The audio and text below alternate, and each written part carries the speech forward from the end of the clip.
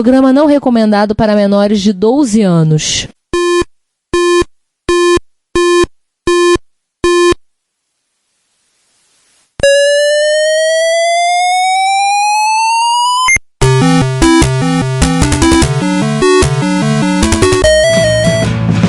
We bought it to help with your homework.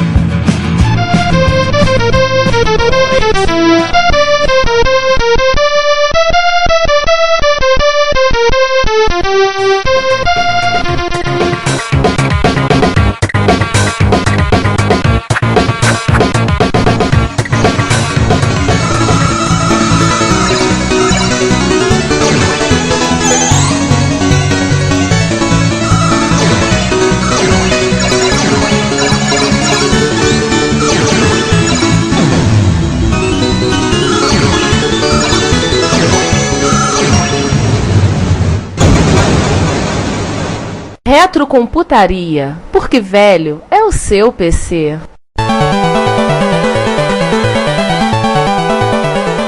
Um dos últimos jogos, aliás, na série, o último código RC, não sei o que, é o último jogo da Konami. É o último jogo da Konami. Ele é o último jogo da Konami pro MSX da Konami. Cartucho, né? Ele é o segundo jogo da Konami do X68000. Ele é um porte de jogo de arcade, um senhor porte. Ele é muito bem portado do jogo do arcade. Ele é uma mistura de Tetris com jogo de nave. É assim, né? 1989, 1990, o que surgiu no mundo? Tetris. Jogo novo, diferente. Sim. Uma mecânica nova de jogos. Vamos copiar? O que acontece com todo jogo novo de mecânica nova diferente que surge regularmente no mundo desde que o mundo é mundo. Vamos copiar. Foi assim com Mario, foi assim com Space Invaders, foi assim com Whatever. O próprio Gradius. Com Gradius, Angry Bird e por aí vai. Vamos copiar o Tetris, né? Cada um fez a sua. A Sega fez o Columns, a Microcabin fez o Puyo Puyo. Não. Ok, fez pra Compile. Desculpa, a Compile fez o Puyo Puyo e por aí vai. Todo mundo fez seu Tetris, por assim dizer. A Konami não ficou atrás, ela fez o Quart. Sim. Ele tecnicamente é um Tetris ao contrário e que mistura elementos de um jogo de nave com um jogo de puzzle. Foi o segundo port do jogo, ele saiu para arcade, se não fala a memória, saiu para X1000K, em 89 ainda. Em 90 saiu para MSX e acabou. Não, saiu pro Game Boy, saiu pro NES. Anos depois saiu pro NES do NES e acabou. E aí acabou. Do NES e do P58 saiu juntos com o do MSX. E só anos depois saiu uma versão para Game Boy, que só no Japão, que depois foi aparecer no resto do mundo como um pacote em coletânea para GBA. Sim, eu acho que essa foi a única versão que saiu ocidental, né, do Quart. Não, o Quart saiu no Japão. A do Game Boy, sim. A do Game Boy, os restos tudo no Japão. E é um joguinho muito legal, quase viciante. Sim. Cara, eu acho muito maneiro. O Quart eu acho muito legal. O arcade saiu no ocidente com o nome de Black Hole. Nossa, tudo a ver, né? Esses nomes. Tudo Pessoal, vamos jogar Black Hole, vai. Tudo a ver. Parece aqueles caras que faziam a tradução dos filmes da década de 80, né? Pois é, né? All your days are belong to us. Não, isso até hoje. O nome do filme é... O Pequeno Stuart Little. Pequeno Stuart Little é que é demais. Você pega esse filme como A Garota do Lado, por exemplo, a Garota Bonita. Aí, é um romance? Pô, romance, a Garota Bonita, ninguém vai entender. Vamos chamar assim, A Garota do Amor. Reparem que todo filme que é um romance, ou tem o sufixo do amor, ou da paixão, ou a paixão de, ou amor de no começo, com um prefixo. Mas Garota do Lado, pior que tem filme com esse nome. Esse que tem o nome, eu peguei... Que eles traduziram a pé da letra Ex-Girl Door. Sim. Traduziram a pé da letra. Proposital. Garotamar.com, cara, também. Não, tem um filme francês, tem nada muito a ver, legal, cara, por sinal, chamado Le Nom des Gens, o nome das pessoas. É um romance, Pô, como é que está no Brasil? Os Nomes do Amor. Que é um filme que pega com o nome das pessoas em si mesmo, né? O nome, o sobrenome das pessoas, relação à origem, né? Fala de negócio de preconceito contra quem vem da África. É legal, mas assim, o Nomes do Amor, pô, tem nada a ver. Tem, cara, não dá. Não, mas às vezes o título também não ajuda, né? É o clássico, né? O Som da Música, que no Brasil saiu com uma Noviça Rebelde. O nome do Você filme. sabia que isso não tem continuação, né? Eu soube disso. Nem me lembro, é um dos filmes favoritos do meu pai. Mas a Noviça Rebelde é The Sound of Music. Como é que vai entender o som da música? Sabe entender? Porque era uma peça, não conhecia o nome, então a pessoa não entenderia. Mas nós vamos botar a Noviça Rebelde. Aqui é melhor do que o som da música, vai. Ah, eu também acho. Mas ela acertou a mão, né? Mas ela era uma moça que ia virar freira, ele se casou. Ela era freira. Não, olha que louco. Ela larga a batina, o celibato e tudo mais. Ela larga tudo porque ela se apaixonou e casou com o conde, o capitão, sei lá, do exército austríaco. Podemos fazer uma continuação alternativa em que ela volta pra Alemanha pra lutar contra os nazistas. Nossa. Noviça Rebelde 2. Kick-Ass Berlim. Berlim Mission. Isso aí tem, de certa forma, se você for ver Orange is the New Black, aquela freira, vai entender? Porque tem uma freira presa lá num presídio feminino. Isso aí fica pra outra fofocada. Sim. Vamos falar de esporte. Vamos pros esportes? Chega de jogo de navinha. O primeiro título da Konami pra jogo de parte esportiva é uma coisa que tecnicamente nem seria... Eu não vou colocar o Athletic Land não, tá, gente? Eu não vou zoar eu com vocês agora. Vamos falar do bilhar? Video Hustler? É o sinuca, né? É o sinuca, meio feinho, mas é um joguinho legal. Sabe que eu não lembro se eu já joguei esse? A Sony também vendeu ele como OEM. Aliás, eu acho que a maioria dos jogos da primeira geração foram revendidos assim, né? Não era só isso. Sony A maioria dos jogos de bilhar do MSX tiveram o dedo da Sony. Acho que o pessoal lá era muito viciado em bilhar. O Família Bilhar da Beat 2 era vendido pela Sony. Então a Sony sempre gostou de uma sinuca. Vocês tinham uma galera lá viciada em sinuca lá. O jogo realmente não é uma grande coisa. Eu tô vendo os gráficos aqui, é meio... Não, os gráficos são muito simplórios. Sim. O que também é meio complicado você fazer um jogo de bilhar, assim, de sinuca pra computador, sabe? Pelo menos, às vezes que eu tentei jogar isso... Não, principalmente em 8-bit, né? Você tem jogos novos de bilhar que até conseguem pegar toda a física da história. Sim. E aí fica interessante. Olha, eu vou falar pra vocês que quando o jogo que rompeu essa barreira, que é um jogo de consoles, é arcade, né? Que rompeu essa barreira nessa época, foi o Side Pocket, da Data East, que não tem no MSX, mas ele conseguiu fazer um bilhar bem decente pra 8 e 16 bits. Eu gostava bastante. Que é o lance da simulação de física, né? Que você vai ter uma melhoria a partir dessa plataforma 32-bit no mundo dos consoles. Atrapalha muito o feeling, né? Você sentir que realmente tá jogando sinuca. Aliás, o Família Bilhar do MSX, ele tinha um modo quando você atacar de primeira pessoa. Se eu não me estou enganado. Mas vamos pra esportes realmente esportivos? O Mahjong. Ai, caramba! Mahjong!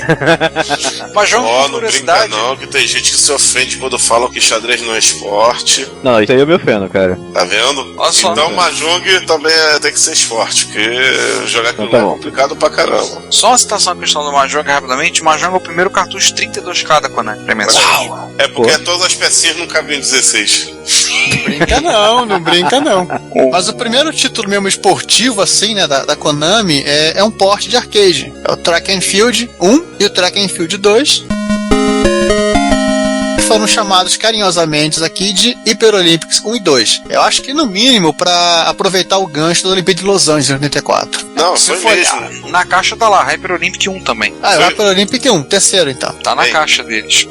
Foi mesmo pra aproveitar as Olimpíadas de Los Angeles. Uma curiosidade é que o jogo, pra ter sido um porte fiel ao arcade em todos os sentidos, ele foi dividido em dois. Não existe Hyper Olympic 2, pelo menos esse de 83 no arcade. O Hyper Olympic 2, se não me engano, é Hyper Olympic 88, algo assim. Ele é bem diferente no arcade. Ele também tem porte para NES. O NES, se eu não me engano, o jogo não é partido, mas o jogo é maior que o jogo do MSX. Acho que ele tem já 48K, né? De MSX, pelo menos no primeiro, tem 4 eventos, né? 4 provas. Isso. 100 metros rasos, salto de distância, arremesso de martelo e 400 metros rasos. Aliás, isso aqui são... Você me lembra bem, a intenção é que seja as coisas, exatamente as provas do Decathlon, né? Exatamente. É um clone do Decathlon da Activision. Piratagem do Decathlon da Activision ou Decathlon da Activision, que é uma piratagem do Track and Field? Cara, uma boa pergunta, que os dois são de 83, sendo que o Hyper Olympics veio do arcade. Eu acho que o Decathlon. Então, hein, João? Ele. Aí, João, vai ver assim, ouvintes, discursam. Discutam, né? Se matem as... Como ele era muito popular em arcade, inclusive no Brasil, no Ocidente, eu acho que a Activision, o famoso portal, o jogo pagar pra Konami pra quê, né? Vamos fazer o Decathlon aqui, que é o genérico. Japonês falar, japonês não sabe. Vamos portar. Duas curiosidades desse jogo. A primeira é essa que eu falei, que o jogo era partido em dois no MSX. MSX pra ele ser fiel ao do arcade. A única coisa que o jogo do MSX não tem são duas coisas, que é a música dos esportes olímpicos, aquela famosa...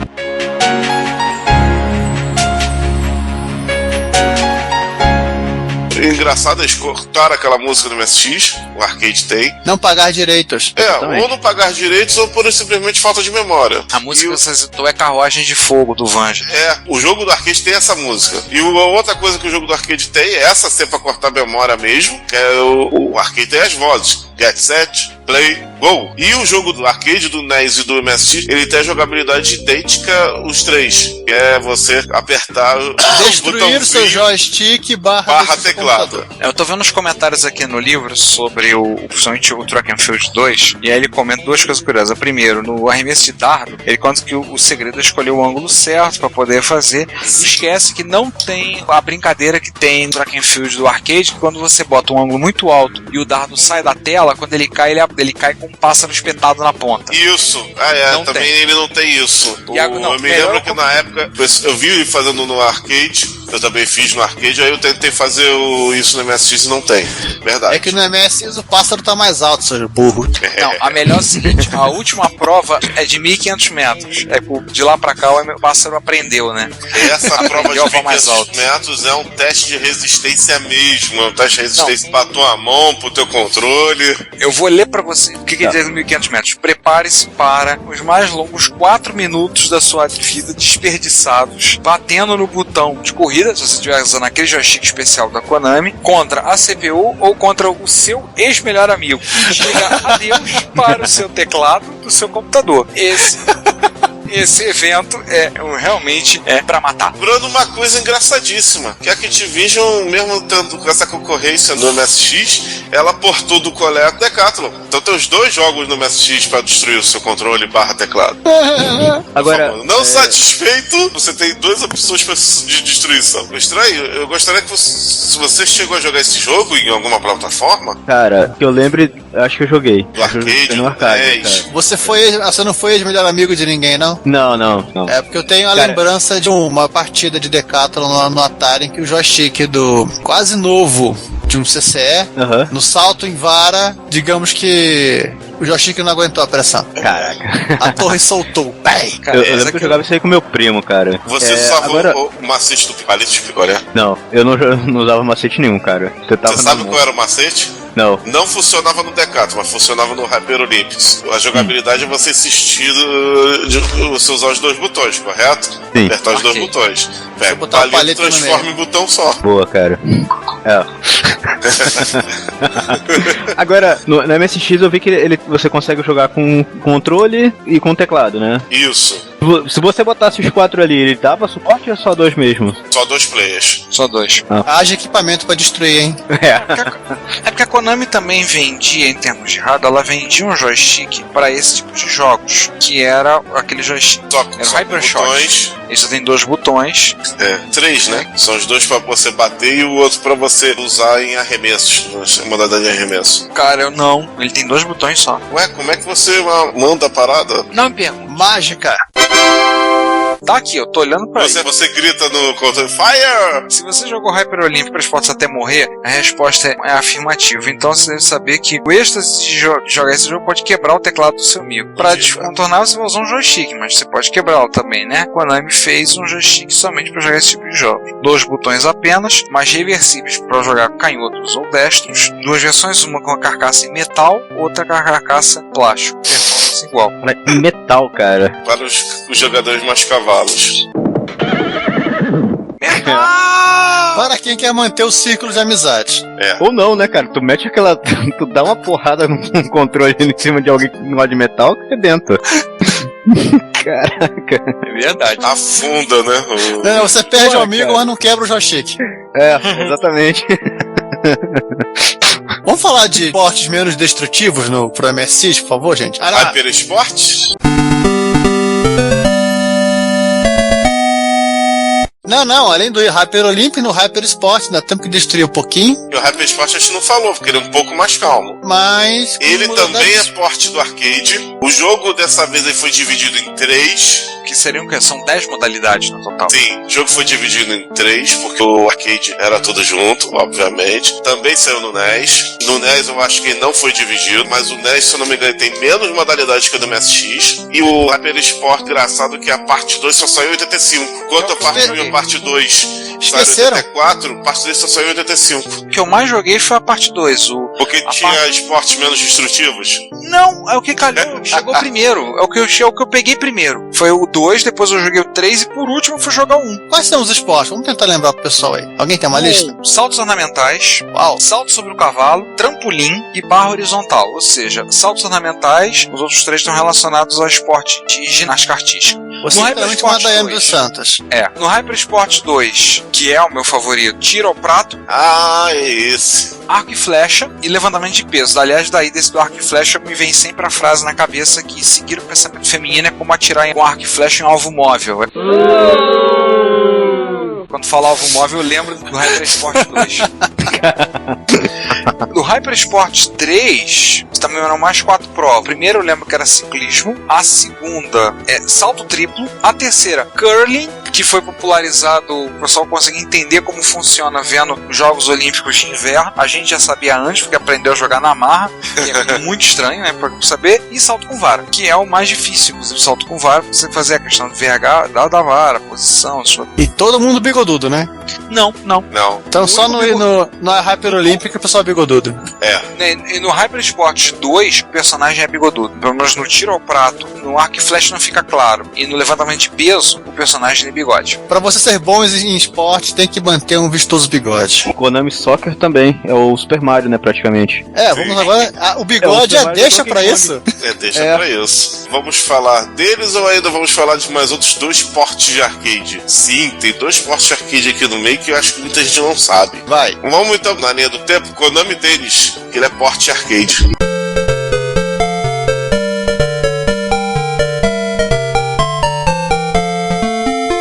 Konami Tênis foi um dos primeiros jogos da Konami que eu joguei. Eu jogava muito o tênis do Atari. Aí quando eu cheguei no tênis do MSX, a personagem era uma personagem feminina, mas você via claramente que era feminina. É a diferença entre você comprar um PlayStation 4, né? É assim, aí o juiz acompanhando a bola, um gandula, um torcida aplaudindo e vendo tudo. Eu olhei aquilo e falei, caraca, meu Deus, é muito super. Isso foi um dos fatores preponderantes para o meu Atari dançar e ir embora e sair da minha vida. Vai embora, Atari. Quando eu joguei o Konami Tênis, eu fiquei besta. Eu fiquei, caramba, tem isso tudo espetacular. Eu fiquei louco vendo o Konami Tênis. Eu gostava muito de jogar o do Atari. Poxa, quando eu cheguei, fui jogar ele, falei, caraca, tem isso tudo. Agora adeus pro Atari. E o outro jogo, que também é porte arcade, só que de 85, é o Ping Pong.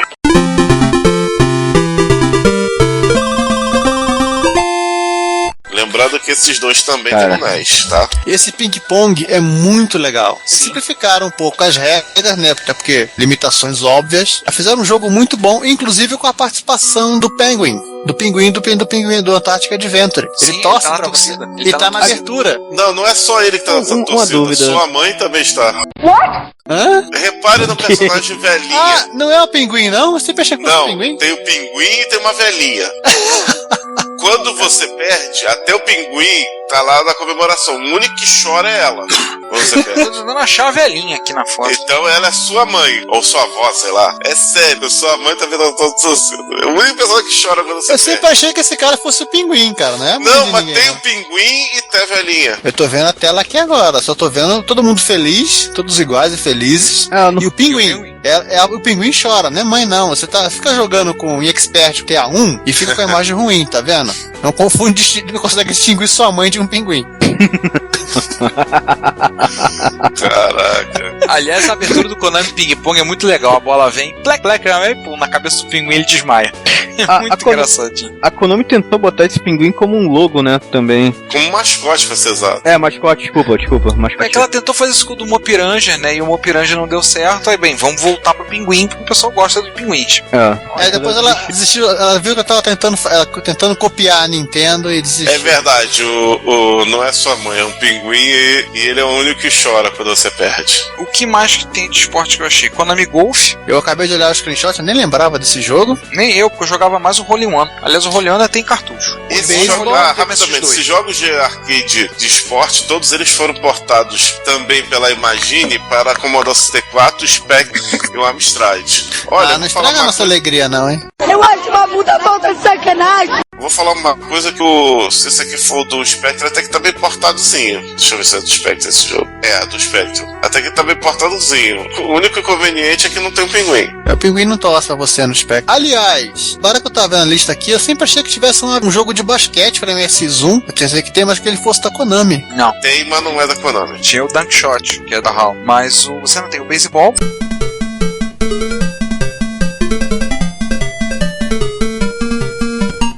Mas beisebol de MSX1. Eu consegui entender as regras do beisebol, pelo menos o básico, jogando esse jogo. Pô. E olha que as regras de beisebol são um inferno. Cara, é complexo pra cacete. O Konami Soccer, né?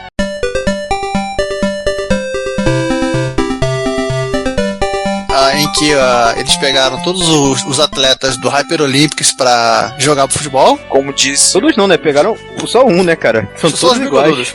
Posso falar uma outra curiosidade do ping-pong da Konami? O pinguim, na versão do Nintendo, foi substituído pelo Donkey Kong. Meu Deus.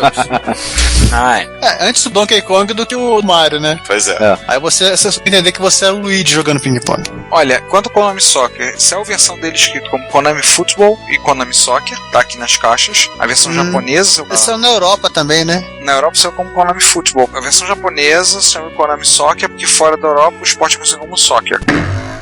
Peraí, fora da Europa, não, no Japão e nos Estados Unidos. Tá, no Japão e nos Estados Unidos, Soccer. Depois veio a versão europeia chamada Konami Soccer. Um erro porque lá é futebol. Então teve uma terceira versão chamada Konami Football, que é o nome verdadeiro. Uma curiosidade, o nome dos times é o Eagles versus Stones. Então, vamos falar que é propósito alusão à banda The Eagles contra os Rolling Stones.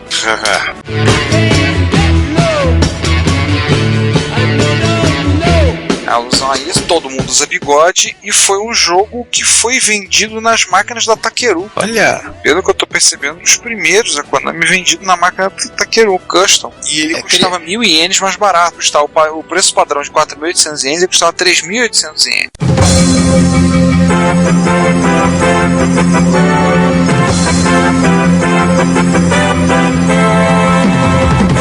Interrompemos nosso episódio para falar simplesmente o seguinte: se você acha que loja de aplicativo é coisa do século XXI, sabe de nada, inocente. E voltamos à nossa programação normal. Mas, Ricardo, você tinha também comentado sobre o seu momento quando comparou o tênis do Atari 2600 com o tênis do MSX, esse momento PlayStation 4. Eu acho que sim, seria muito mais radical para você se tivesse comparado o box do Atari com o box do MSX.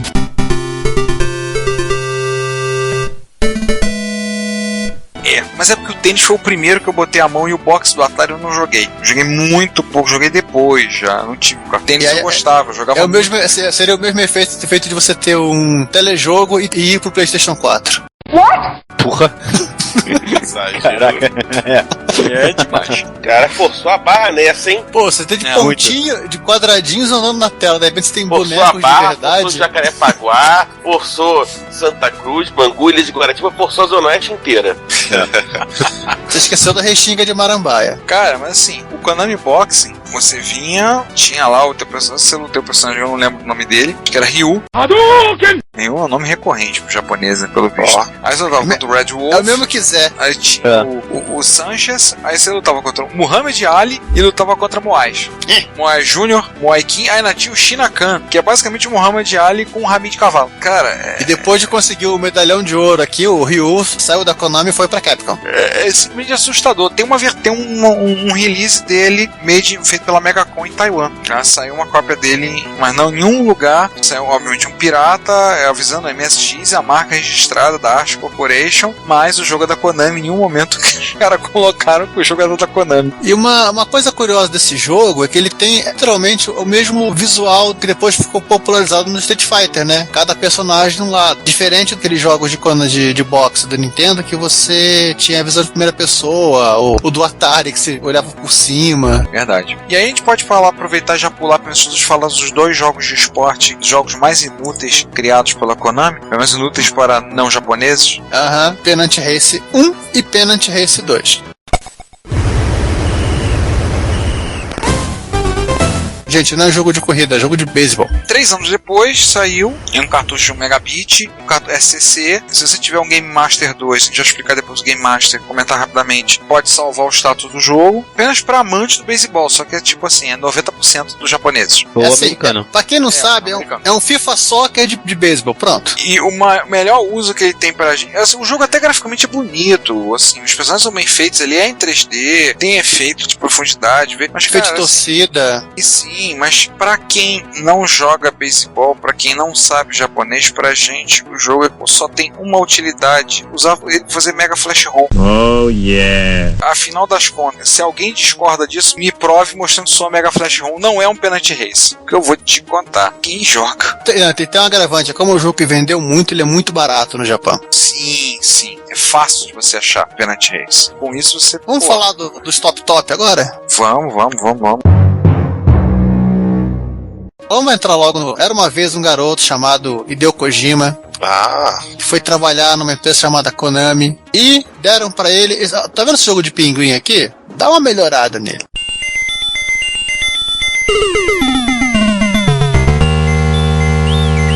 Tem uma entrevista pra quem tiver curiosidade. Assim, o Kojima hoje em dia é celebridade, ele tá... Em certos níveis ele tá chegando perto da celebridade conhecida, que nós conhecemos como Steve Jobs. Fala do Kojima, assim, em meios gamers, tem gente que você fala do Kojima, o cara, Deus no céu, Kojima na terra. E se você falar mal do Kojima, é capaz de você sair procurar um dentista. Você vai despertar a ira divina, né? A ira do seu seguidor e do seu cego. Mas o Kojima tem uma entrevista muito interessante do Guardian britânico, se vocês puderem a oportunidade, procura, tá lá no arquivo do Guardian, uma entrevista em 2 partes, falando da história dele, como foi, questão de cinema, porque os jogos tinham jogaram um lance mais cinematográfico, e desde lá de trás, a questão do próprio histórico dele familiar, né, de família, tudo lá, do incentivo que os pais dele deram às artes. O Kojima, Pinguim Adventure é o primeiro jogo que ele participa do desenvolvimento, ele é diretor assistente do desenvolvimento no Pinguim Adventure, que é uma sequência do Antártica Adventure, e foi eleito pelo pessoal no fórum da MSX.org, depois de uma longa disputa, o Pinguim Adventure foi eleito como o melhor jogo de MSX1.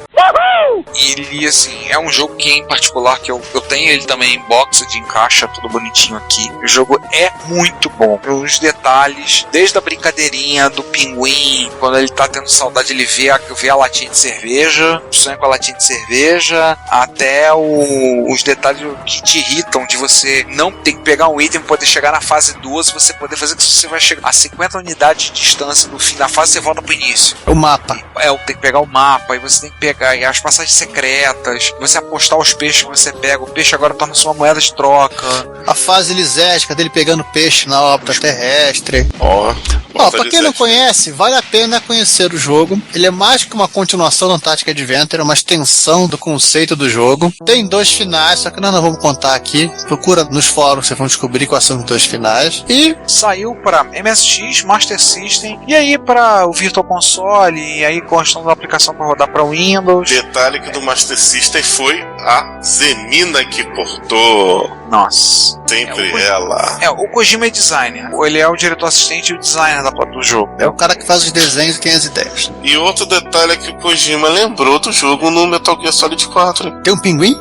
Aparece esse jogo. O Snake aparece voando na órbita terrestre pegando cigarros. Tem uma pessoa jogando no MSX jogando esse jogo. Parece. O release dele é, pra quem for curiosidade, 28 de outubro de 1986. E um dia que se eu vier alguma coisa acontecer que eu saiba, o Kojima esteja no Brasil e eu for a um evento, todo mundo vai querer levar uma autografar. Eu vou levar um Pinguim Adventure pra autografar. Esse aí. Leva do Master System. Não, vou levar os Snake's Revenge no Nintendinho. Aí ele te mata. Em cima desse sucesso do Penguin Adventure, ele teve um projeto que infelizmente foi cancelado. Qual é o nome do jogo aqui?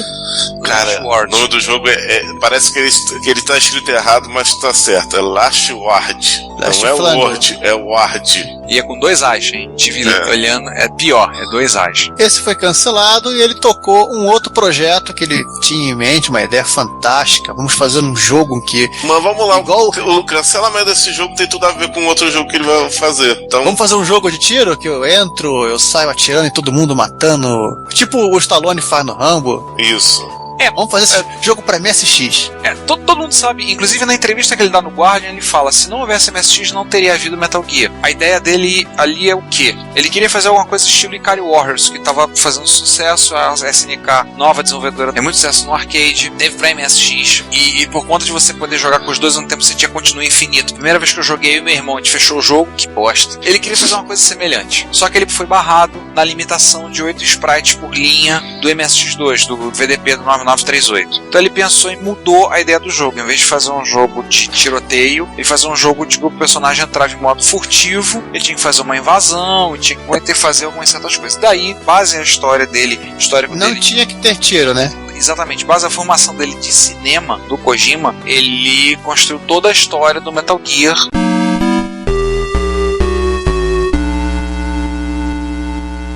E aí tem o Metal Gear 1 e o Metal Gear 2. Não, tinha o Metal Gear 1, saiu pra MSX, saiu pra Nintendo. Tendo que e aí o Kojima não foi feito pela equipe do Kojima. Aí o Kojima foi conhecer a versão que fizeram pro Nintendo, né? E... Não, foi o Snake's Revenge, que é o Metal Gear 2, foi no Snake Revenge. A história foi o seguinte, ele estava no metrô, aí chegou um cara no metrô pra ele, ô Kojima, beleza? Ah, beleza, quem é você? Eu sou um estagiário lá, acabei de entrar na Konami, tô trabalhando num jogo que você trabalhou que eu gostei muito no MSX. Que jogo? Um tal de continuação de Metal Gear. Ele tava falando do Snake Revenge Metal Gear 2 pro NES, que o Kojima não sabia que estava sendo feito. Aí começa a Konami com as suas Konamices desde sempre, pelo visto. Ele nem sabia que o jogo estava sendo feito. Aí ele, como é que é? Eu tô fazendo um jogo pro NES chamado Snake Revenge. Como assim? Ele foi João, também tem um agravante que a versão do Metal Gear pro Nintendinho, ele teve assim, sérios cortes orçamentários por conta de tamanho, né? Sim, a versão do NES sofreu capadas bonitas. Só pra resumir, né? A versão do Metal Gear do NES não tem o Metal Gear. What? Simples assim. E o impressionante é que o cara continua na Konami, né, depois dessa. Pois é. O Vale Refeição é bom. Ou era, né? Agora não é mais. Aí o que acontece? O Kojima, ele ao saber que estava sendo feito esse jogo, ele resolve fazer a sua própria versão novamente para o MSX, tendo o MSX2 como plataforma de desenvolvimento novamente. Aí começou o efeito megalomaníaco do Kojima. Ele consegue fazer o maior jogo em ROM que a Konami fez. O Metal Gear 2 Solid Snake, que começou o desenvolvimento com 3 megas e acabou com 4. 4 megabits, né? 512K. E isso porque os dados estão compactados.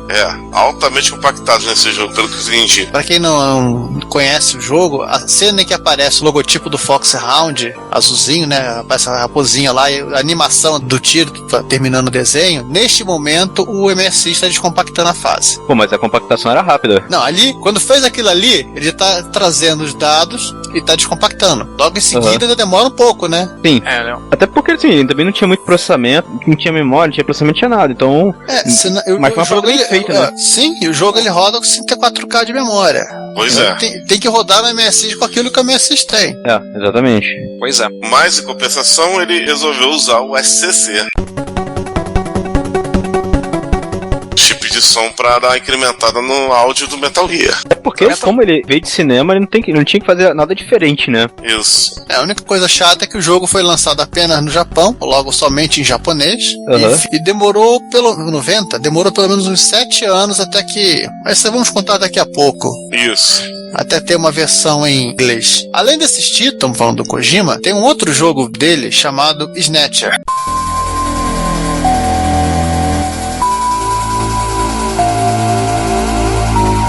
Opa. E aí não foi lançado em cartucho. Já foi lançado direto pra disquete, né? Um disquete 3 direto. disquetes, pra quem quiser fazer a conta aí.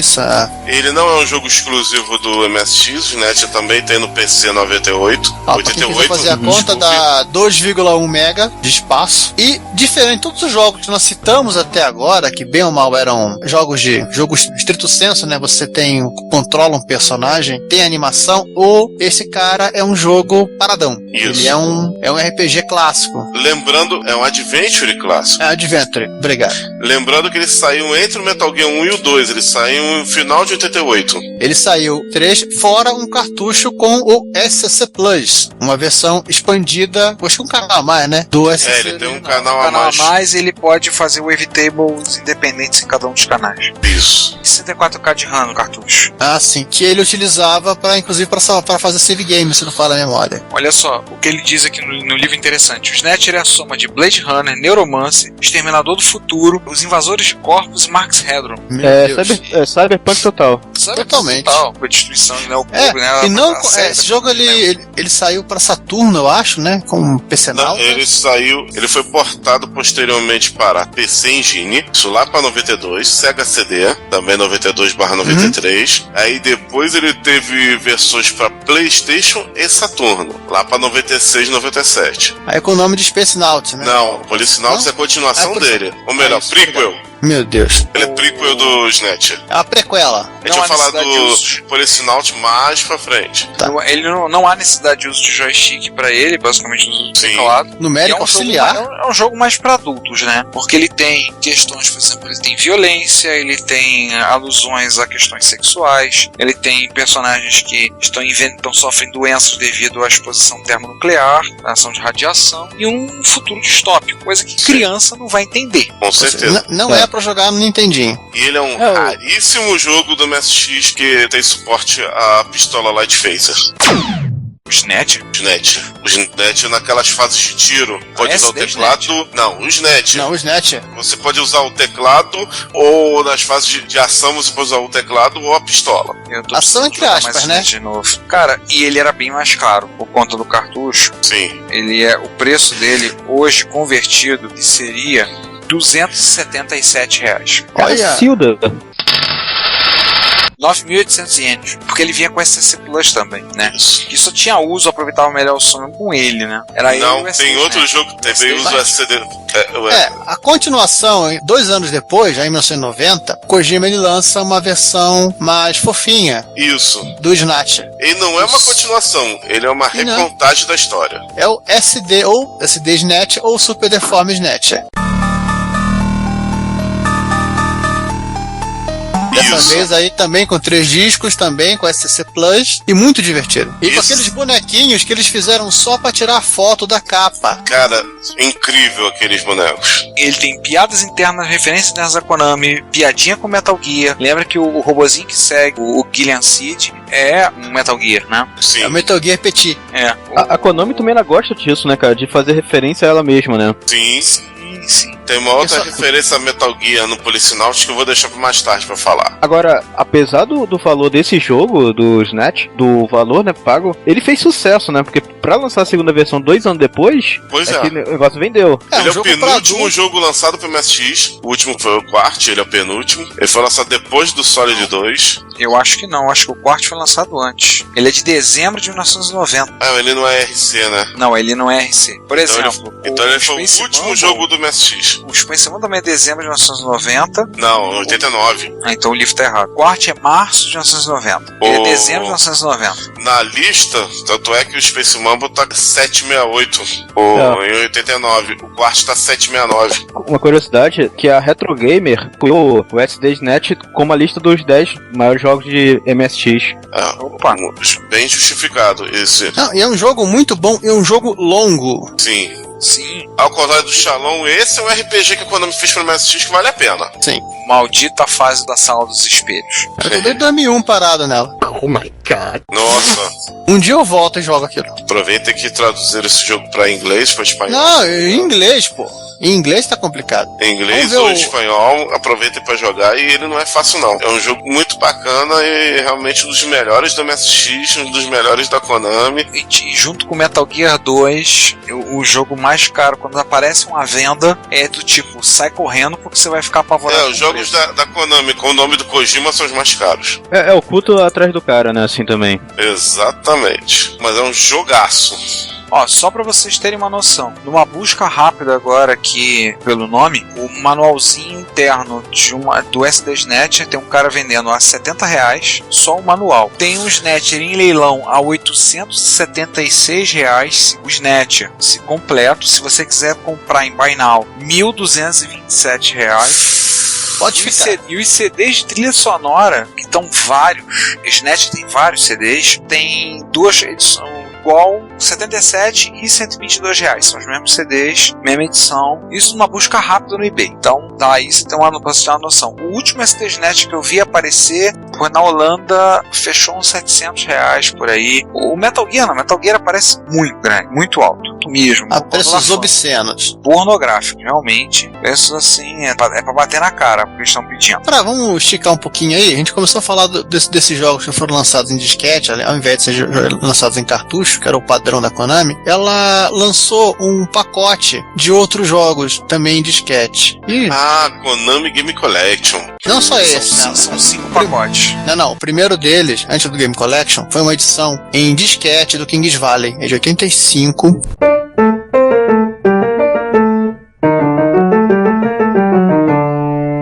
Que era uma versão que tinha a editor de fases, que no Brasil foi chamado de Kings Valley Plus. Sim, me dá uma 60 fases. Me dá uma retificação. Então, o que veio no Game Collection é uma reedição desse jogo. É o mesmo jogo, só requentaram. Pensei que ele só tinha saído no Game Collection. Não, e esse saiu também, saiu o mesmo preço do Snatcher. Pior, eu nunca vi esse vai em disquete à venda. Também não. Por isso que eu acho que ele dá só pra Game Collection. Olha, eu tinha esse disquete. Tinha uma cópia, né? A cópia.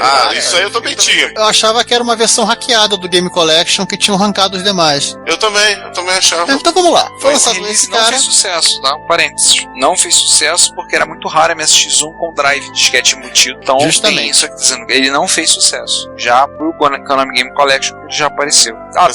Famoso, vamos insistir em relançar o jogo que agora vai.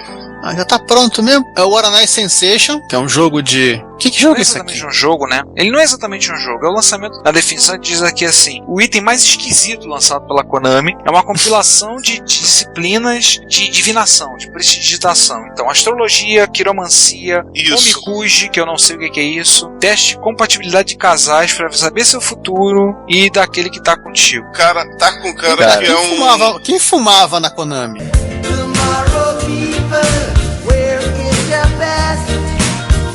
Tá com cara que esse é um... Olha meus dedinhos de novo. aplicativo voltado para as mulheres. Tanto que a capa dele... é coisa de maluco. Não, sério, eu acho que isso aí é pro público feminino. Se você olhar a capa do Uranai Sensei, a capa é muito feminina. Ela é muito bonitinha. É uma moça lá, parecendo uma princesa vestida, e um pentarô do lado com o chapéuzinho do Mickey, do aprendiz. Exato. Eu acredito que isso aí é feito para as meninas. Não tinha nada melhor pra fazer, não? Pô, faz pra menina. Pois é, o Japão, pelo que eu andei pesquisando nas revistas, eles já tinham desde essa época uma preocupação de agradar o público feminino, público de usuárias femininas de computadores. Já basta aquele jogo lá do cara do Sonic, né? Do Gauss Garden. O Gauss Garden, isso aí pra videogame, caso o SG-1000 da Sega. Eu reparei que realmente tinha esses softwares femininos, tinha esses jogos com temáticas mais femininas lá no Japão. Esses MSX mais coloridinhos, mais bonitinhos, era pra atrair o público feminino, com garotas colegiais utilizando. Sim, e ainda no título aqui de jogo para o feminino, tem um que saiu no lançamento do 2 Plus, F1 3D Special. Porra, filme feminino 3D Special. Feminino aonde, pô?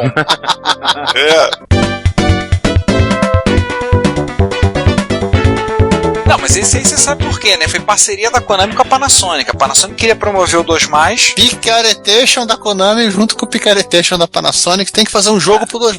Aliás, a Panasonic fez Picaretation com outras empresas também, que ela que incentivou a maioria dos jogos 2+, pra serem feitos. A maioria dos 3 ou 4, né? A maioria dos 3 ou 4 jogos, exatamente. Pra você ter uma ideia, o Laydock 2 também foi parceria da TIE com a Panasonic. O título realmente impacta o F1 Spirit 3D Special, mas cara, não tem nada de 3D, simplesmente o F1 Spirit com a perspectiva, a visão do carro visto de trás, né? É a mesma coisa do Hyper Rally. A única diferença é que ele usa o scroll por hardware e o split screen do 2 Plus pra fazer a animação da pista. Sim. Cara, na boa, assim, é um jogo que eu joguei muito pouco, eu nem lembro o último que eu joguei. É um jogo muito aquém do que ele poderia ter sido. Sim, e é o único jogo da Konami que suporta FM. Sim. Olha que bizarrice. E é um jogo que tem uma característica: você poderia jogar tendo 2+, tendo 2 TVs, 2 copas do jogo, você podia comprar aquele cabo multiplayer, ligar um micro e jogar um contra o outro. Tá pensando que esse negócio de multiplayer começou no Doom, é? E já pra encerrar a parte de sketch, vamos citar aqueles carinha que nós falamos rapidamente aqui, que é os Game Collection. Por favor, que o Game Collection... Já que estamos, em César, no capítulo Picaretation, né? E César Not Found. Eu 53. E já que estamos assim na Picaretation da Konami, ela requentou alguns títulos dela anos depois. Todos eles pediam ou vinham com cartucho SCC Plus. Game Collection 1, de 89, onde ela enfiou Knightmare, Tactics Adventure, e Arc Kung Fu, e Arc Kung Fu 2 e Kings Valley. Aquele mesmo Kings Valley que não vendeu lá em cima. Plus, aliás, quem conta a história de quem fuçou no código, nessa época eles já não tinham nenhum código fonte. Esses jogos eles têm uma versão, tem um patch para SCC, e o patch foi feito na marra. Ou seja, alguém na Konami não fazia backup. Ai, caramba! Pois é, né? Game Collection 2, que vinha uma seção de esporte, né? Com boxe, tênis, bilhar, Hyper Olympics 1 e Hyper Olympics 2. Não, Hyper Sport 2. Hyper Sport, desculpa. O Game Collection 3 vinha Twin Bee, Super Cobra, que é um lá do início, que é um basicamente, a gente não citou, mas é basicamente um Scramble que trocou por um helicóptero. Sky Jaguar, Time Pilot, que é outro do tempo do ronco, dos primeiros. Esse você falou várias vezes. E Nemesis sem Mega RAM. Que inclusive esse Nemesis aqui que o pessoal pegava pra vender como Nemesis que rodava direto, sem... então quer dizer que ninguém portou essa porcaria na marra. Não. A primeira versão, que só rodava em CDX2, foi na marra. Acho que apareceram 87. Acho que apareceram posteriormente. O Konami Collection 3 é de 89. A Konami pirateou. A Konami pirateou lá mesmo. O Game Collection 3 era ainda na parte esportiva, né? Era o Soccer, o Ping Pong, o Golf, o Hyper Olympics 2. Só uma coisa, esse é o Game Collection 4. 4. Soccer, Ping Pong, Golf, Hyper Olympic 2, Hyper Sport 3. Lembrando que todos esses jogos de relançamento tinham como única feature, a exceção do Kings Valley, né? O SCC. O som em SCC. Então esses ROMs que tem por aí rodando em SCC é que elas vieram desse Game Collection, correto? Aí eu não sei, porque rodava em disquete, né? Pois é. O último Game Collection, o Game Collection Special, ele traz algumas coisas interessantes. Ele traz Hyper Rally, traz o Peoples, traz o Road Fighter, todo com suporte SCC, e ele traz mais 4 joguinhos exclusivos da MS2. E meio esquisitinhos, que é o Tsurikun, Tile Match, Ego Board e o Hyper Summon, que é o mais doido ainda. O Tile Match é um jogo da memória, né? Isso. Tsurin-kun é o garotinho que fica roubando o bolinho de arroz no templo budista, né? Sim, cá entre nós eu acho o mais divertido dos 4. E o Hyper Showman é um cara numa competição de comer lamen. Isso. Pior, é ração de arroz. Aquele macarrãozinho de arroz. É arroz. Bolinho de arroz. Meu Deus do céu. Ainda tem o Ego Board, que é um joguinho de tabuleiro. É basicamente um League 4. Em resumo, são jogos simplesinhos. Só pra dizer que não lançaram nada novo. Aliás, é só citar, todos eles são de 89, tá? E nota mental, todos esses usam SCC como áudio, né? Eu só não sei se eles vinham com SCC, eu acho que não. Você tinha que comprar o Snatcher, ou comprar o SD Snatcher, posteriormente, e comprar esse cara pra ter o novo feature. Eles são muito legais, né? Vamos pro que deu errado? Vamos lá, já que eles não são tão legais quanto a gente estava dizendo no começo do episódio, vamos falar no topo da lista. Konami of UK. Green Beret. O Green Beret, que temos no MSX não é o Green Beret da Konami japonesa, foi o Green Beret da Konami inglesa. Também não é o port da Imagine de Spectrum. Não é a conversão de Spectrum, um jogo específico feito para MSX. Detalhe, ele existe em cartucho. Isso. Lançado em cartucho, disquete e fita cassete. Eu já tive pra comprar esse cartucho há muito pouco, muito barato. Perdi a oportunidade. Isso deve ter menos de um ano. Calma, não se animou, né? Não, eu ia pegar só de sacanagem, mas na última hora eu perdi o leilão de bobeira. O cara vendeu muito barato, fechou muito barato. Contas que também eles planejavam jailbreak.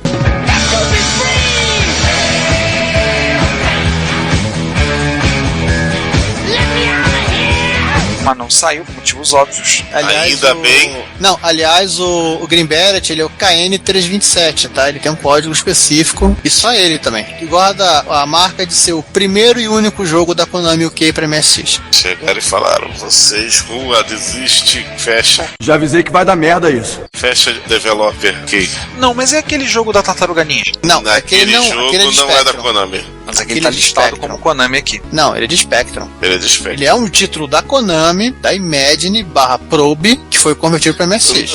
Na realidade, Major Works /Probe. Obrigado. Ou seja, um jogo ele é licenciado pela Konami, mas ele não foi feito pela Konami. Aparece Konami lá, mas não é Konami. Na verdade, assim, o Green Beret do MSX não é o pior. Tem versões piores. O problema é que, assim, os caras fizeram tudo certinho, só que acho que fizeram certinho demais. Certinho. No final, o jogo é lento pra dedéu. Por isso, fizeram certinho demais. Deixaram o jogo incrivelmente feio. Ó, tem pior. Se não me engano, eu já ouvi falar do Green Beret, mas ele pra ser um remake, né? Um cara andou fazendo os gráficos aí, mas... tem gente falando em fazer um Green Beret pra MSX2, né? pegar o fonte e trabalhar. Ficou no Vaporware, pra variar. Não sei. Os caras estão fazendo. Who Dares Wins 2 estão fazendo. Igual o Alpha Mission. Tá até hoje fazendo. Não tem é igual um cara que fez do ET, né, também. O cara pegou o jogo da original e fez algumas alterações pra ver se o jogo ficava bom. Ele consertou os bugs do ET, né? Consertou o bug do ET e queria dizer que o jogo não era tão ruim. Ninguém quer fazer um port do jogo do ET pra MSX, por que será? Por que será? Voltando para as coisas ruins, tem um que não é bem da Konami, mas a gente botou aqui, Puyan.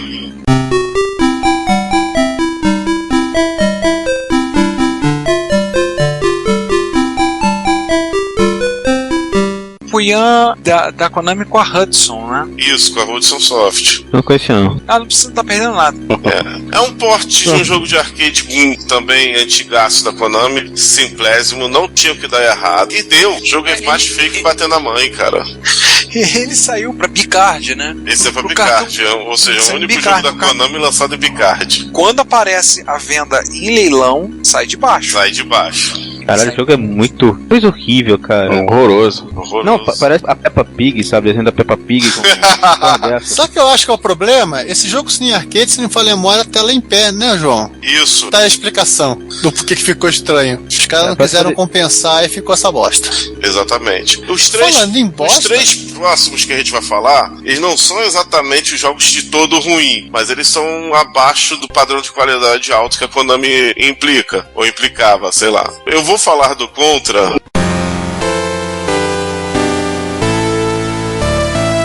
Ele, assim como o Castlevania, ele não teve o scroll horizontal. Acho que vai ser do Contra, né? Eu não sei se posso fazer um retorno pro Green Beret.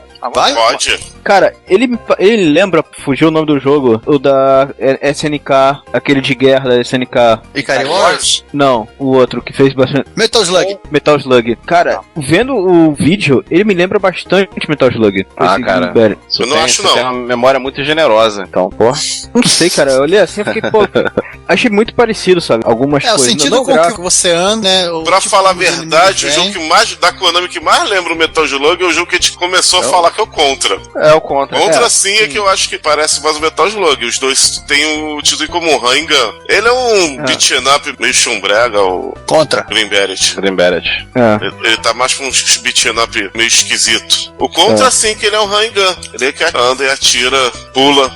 O Contra, assim, o Nemesis ele sofreu a limitação do tiro, ele sofreu a limitação do scroll, e os caras fizeram aquela coisa bonita. Não acho o jogo de todo ruim, ele tem bons gráficos, a jogabilidade dele é rápida, ele tem excelentes músicas em SCC, do tipo, ele só ficou esquisito porque você tem que chegar até o fim da tela, né? Até o fim da tela, aí passa pra outra parte. Isso meio que matou. A falta de scroll nesse jogo era mais marcante. Também eles não mudaram o estilo como igual o Castlevania, então é esse ponto. Ele é inferior ao do NES, mas mesmo assim, ainda acho ele superior a algumas outras versões desse jogo para outras plataformas. Um que também não é grande coisa é o Team B, né, o Giovanni?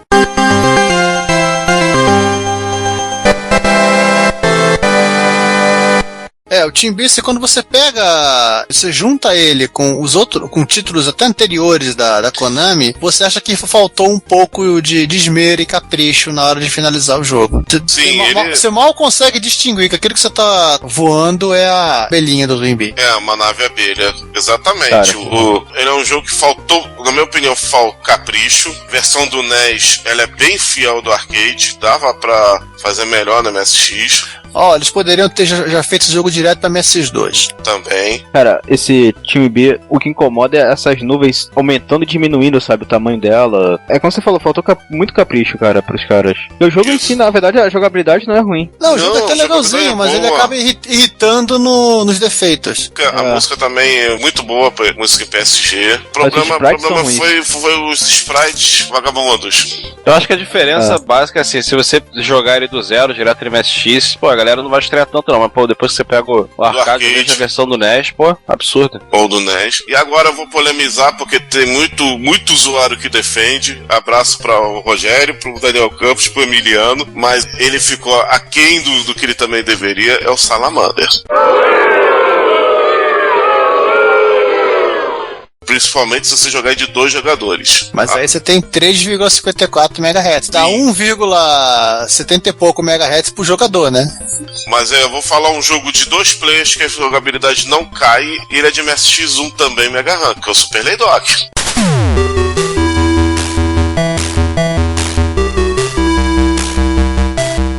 Mas o scroll é diferente. Sim, o scroll é diferente, mas o jogo ainda ficou aquém. O detalhe é que o pessoal fica falando, o Salamander é bom, mas você tava jogando marrom corrigida pelo... O Freeze?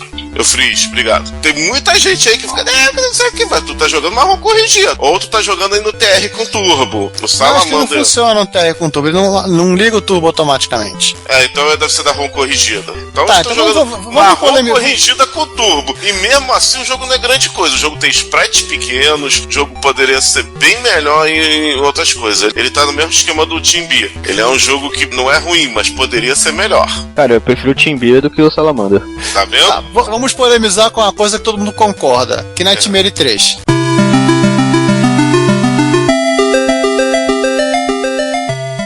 Porra, aí não. Shalom é uma bosta, pronto. Faça a próxima. Olha. Não. A gente tem um ouvinte que vai xingar a gente por falar isso, ele traduziu o Shalom.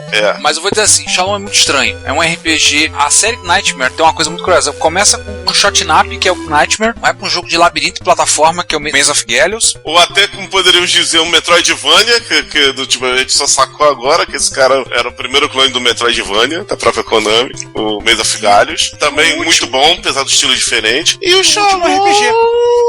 256, na minha opinião, jogado na lata do lixo. É que não faz sentido. É que eles acho que quiseram fazer uma espécie de paródios, né? Você vai pro mundo de Nightmare, grandes bosta. Recepcionado por uma porca. Pela Peppa Pig. Pela Peppa Pig. E o jogo é feio, o jogo não é bonito. Muito feio, cara. Os padrões MSX2 de Mega ROM. Não, é MSX1. 256 de RAM. É MSX1, João. Eu sei, mas pra MSX1 ele não é bonito. O Maze of Gallios é mais bonito do que ele. O Penguin Adventure nem se fala. Eu acho que é o seguinte, os caras quiseram fazer um RPG porque precisava competir nessa área de RPG. Pega uma franquia que a gente já tem, não vamos criar nada novo, vamos ver o que acontece. Como é capa espávida o que Nightmare, né? Eles acharam que encaixaria melhor. Mas ele é um jogo feio, ele é um jogo que tem seus defeitozinhos irritantes. Ele não é retrô, redondo, ele não roda redondo. A história eu não vou criticar, não sei se ela é boa ou se é ruim, porque eu nunca joguei o jogo traduzido. Desculpe aí, o jogo não me atrai. Sinceramente... As músicas dele são qualquer coisa. João, sinceramente, assim, ele pega em enredo, elementos do Knightmare, você tem que salvar o reino, pararapapã, e de uma ameaça que não sei o que parece aquela história do monstro comedor de sonho do paródio. Tô falando que ele parece um paródio de RPG. Sim, eles deviam ter portado o WiiWai World do Nintendinho, também da Konami, um action RPG, plataforma com RPG também, com os personagens da Konami. Eles deveriam ter feito Eles deveriam ter feito uma continuação decente pro Knightmare, seja baseado no primeiro Knightmare ou no Knightmare Mesa of Galhos. Fim da história. Sim, se vocês quisessem botar mais elementos de RPG no Mesa of Galhos, eu segui a linha, por exemplo, daquele virar um Romância, ou então Dragon Slayer 4, ia ficar um jogaço. Mas não, eles foram nessa... Quiseram botar a porquinha. Aí, como eu disse, enredo do garoto tá jogando o jogo e entra na tela do computador, já me desanimou. Já de cara, você em japonês já percebe isso. É aquela velha história do estou jogando videogame e entrei no computador. Então, Tron com Peppa Pig, com enredo do Paródios, meio Zelda...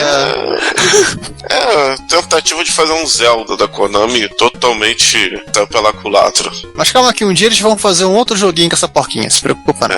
Olá a todos, eu sou Daniel Caetano e vocês estão ouvindo Retrocomputaria. Se você quer enviar um comentário, crítica construtiva, elogio ou colaborar com as erratas deste episódio, não hesite, faça. Você pode falar conosco através do Twitter, no usuário @retrocomputaria, pelo e-mail retrocomputaria@gmail.com ou colocando comentários no post desse episódio em www.retrocomputaria.com.br. Lembre-se sempre do que dizemos. Seu comentário é o nosso salário. Muito obrigado e nos vemos no próximo podcast.